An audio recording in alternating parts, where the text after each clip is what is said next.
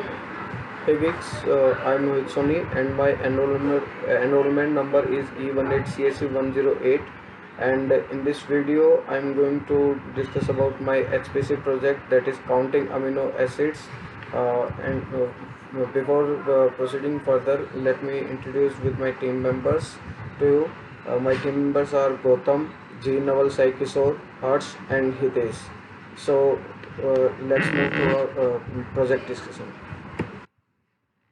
First of all, let me introduce with my project to you, and what are the main focuses of this project. So the main focus of this project is to receive whole genome sequence of DNA that can come from a bacteria, virus or a human, and after that count the number of amino acids in the sequence. To do for this, we have to transcript DNA to messenger RNA and then translate it to amino acids, so that we can finally make the count of the proteins. And now you might be thinking how we can count number of proteins from amino acids. So we all know that proteins are made up of amino acids. So now see what is amino acids. Amino acids are organic compound, consists of amine and carboxyl function group, and they are subdivided into two types, that are peptides and proteins.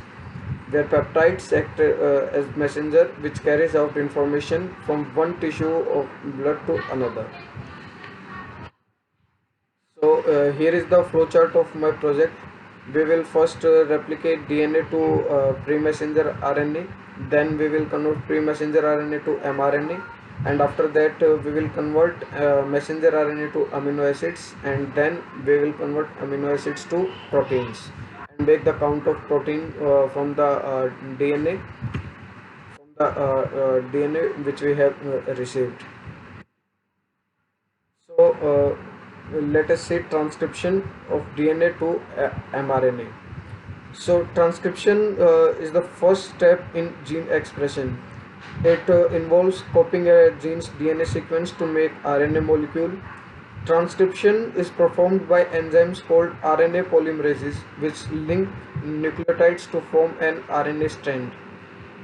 Uh, Now let us see translation of mRNA to amino acids. So transfer RNAs or tRNAs are molecular bridges that connect messenger RNA codons to the amino acids they encode. One end of each tRNA has a sequence of three nucleotides called an anticodon, which can bind to specific mRNA codons. The other end of the tRNA carries the amino acids specified by the codons. Now amino acid counting. So finally there will be two outputs: the amount of proteins that there is in the given genome, a file with the conversion from the DNA to amino acid sequence. So software which we have used in for this project is Python, Jupyter, and MPICH. We have used MPICH to implement MPI for PY library of Python 3. Languages which I have used in this project is Python, and tools and technologies we can say MPI for PY library. So now let us see our working of project.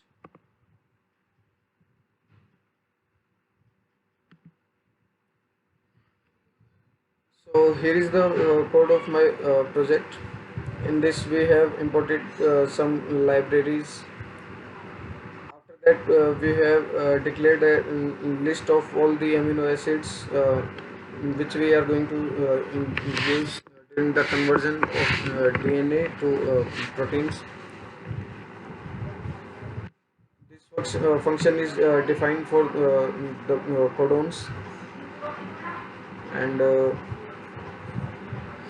this function is used to print the counting of the amino acids with with the help of this function, we are going to count how many amino acids are there, and here is the main function. So let us run this code.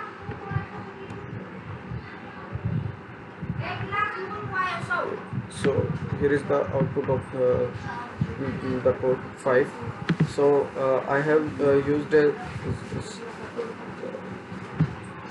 I have used this DNA sequence. I get this sequence from NSB site of Indian government, and now so we would like to extend our gratitude to the CSC faculty for giving us the opportunity to make this project. Thank you.